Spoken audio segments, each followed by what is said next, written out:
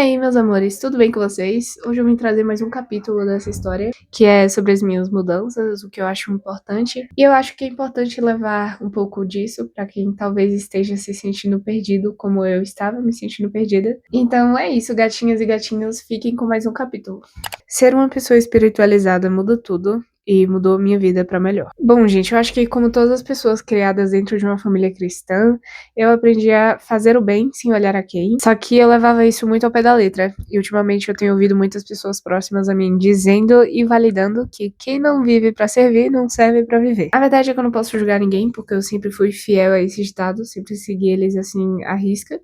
Mas recentemente eu fiz uma viagem pra um lugar super carregado que mudou a minha mentalidade. E, por consequência, mudou a minha vida também completamente. Ultimamente eu tava me sentindo muito triste, muito carregada, muito cansada.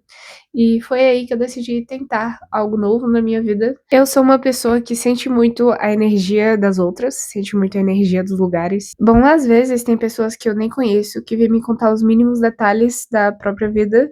E geralmente são detalhes tristes que a gente até fica com um pezinho. Na maioria irritante das vezes, isso me afeta mais do que deveria.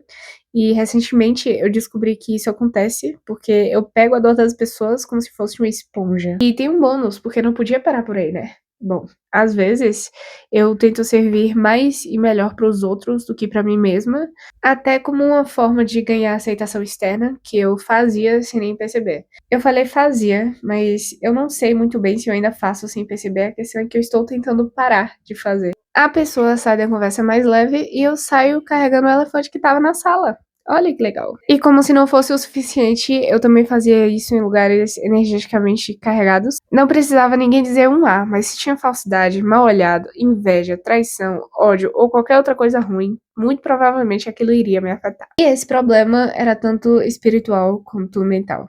Ou seja, eu precisava me tratar. E isso eu descobri depois de uma viagem a um lugar que eu não vou nomear, mas que era um lugar cheio de energia ruim e pessoas que também pareciam carregar muitos elefantes. E bom, eu, como toda boa esponja, tratei de dividir o peso de cada um desses elefantes como se eles fossem responsabilidade minha. Aí eu voltei de viagem e, acredite ou não, eu passei muitos dias tentando me livrar da dor nas costas e de uma exaustão, assim, imensa que eu sentia na minha própria personalidade. Depois de muito tempo eu consegui me livrar, mas aí eu precisaria fazer outra viagem, novamente, para o mesmo lugar e do mesmo jeito. Esse lugar, apesar das energias ruins, é um lugar muito bonito. Então eu pensei, bom, eu preciso aproveitar. Apesar de tudo que eu tenho pra fazer, eu ainda tenho uma vida pra viver, a minha vida.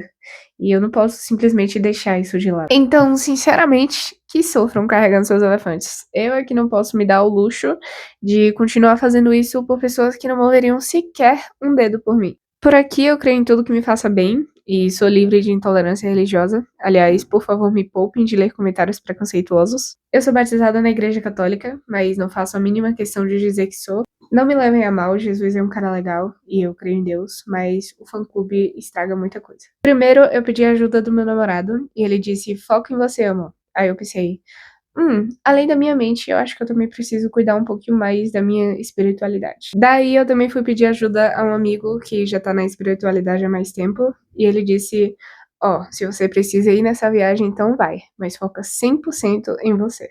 Tá, recebi o mesmo conselho de duas pessoas, e duas pessoas muito diferentes uma da outra. Daí eu pensei, deve ser um sinal. E realmente, era um sinal, porque eu fui nessa viagem e eu foquei em mim. Tudo bem que não foi 100%, mas foi tudo que eu podia no momento. E depois disso, a minha vida mudou completamente pra melhor. Cara, teve um episódio específico que eu tava em um círculo de pessoas que emanavam energia muito densa, muito ruim, principalmente pra mim. E eu tive a impressão de que se eu não cuidasse, aquilo ia me afetar. E eu ia ficar, mas aí acendeu uma luz na minha cabeça e eu pensei, mano, eu acho que eu não preciso passar por isso de novo.